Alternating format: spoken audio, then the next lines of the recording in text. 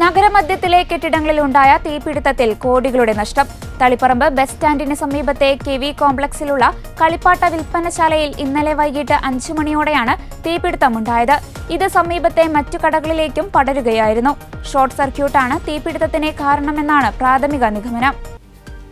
3 നില കെട്ടിടത്തിലെ 10 കടകൾ പൂർണ്ണമായും കത്തിയമർന്നു. 2 കോംപ്ലക്സുകളിലെ 50ഓളം സ്ഥാപനങ്ങളിലേക്ക് തീ പടർന്നതായി വ്യാപാരികളുടെ പ്രതിനിധി പറഞ്ഞു.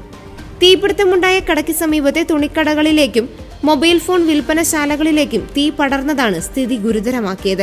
കടകളിലെ ഗ്യാസ് സിലിണ്ടറുകൾ പൊട്ടിത്തെറിച്ചതാണ് തീ അതിവേഗം പടരാൻ കാരണമായത്. കോംപ്ലക്സിൽ നിരവധി കടകൾ പ്രവർത്തിക്കുന്നുണ്ട്.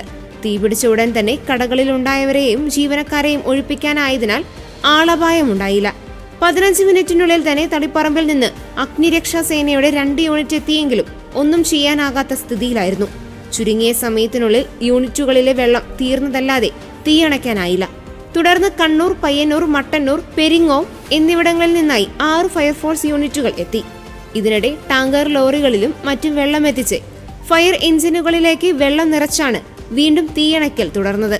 തീപിടിച്ചതോടെ നഗരത്തിലെ ഗതാഗതം പൂർണ്ണമായി സ്തംഭിച്ചു. വാഹനങ്ങൾ തൃച്ചാംബരം ക്ഷേത്രം റോഡ് വഴി തിരിച്ചുവിട്ടു. ബസ് സ്റ്റാൻഡിനോട് ചേർന്നുള്ള കെട്ടിടത്തിൽ തീപിടിച്ചതിനാൽ ബസ്സുകൾക്ക് സ്റ്റാൻഡിലേക്ക് വരാൻ സാധിക്കാത്ത സാഹചര്യമായി. ഇതോടെ 100 കണക്കിന് യാത്രക്കാർ പെരുവഴിയിലായി.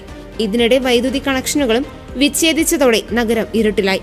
കളിപ്പാട്ടം, ബാഗ്, ചെരുപ്പ്, പാത്രം തുടങ്ങിയവ വിൽക്കുന്ന കടയും കഫേകളുമാണ് കത്തി നശിച്ചത്. ആളുകളെ മാറ്റിയെങ്കിലും കടകളിലെ സാധനങ്ങളൊന്നും തന്നെ നീക്കാൻ സാധിച്ചിരുന്നില്ല. സമീപത്തുണ്ടായിരുന്ന വാഹനങ്ങൾ ഉടൻ തന്നെ ഇവിടെ നിന്ന് നീക്കി. 2 മണിക്കൂറിന് ശേഷം 7:15ഓടെയാണ് തീ അല്പമെങ്കിലും ശമിപ്പിക്കാനായത്. റൂറൽ SP, അഗ്നിരക്ഷാസേനയിലെ ഉന്നത ഉദ്യോഗസ്ഥർ തുടങ്ങിയവർ സ്ഥലത്തെത്തിയിരുന്നു.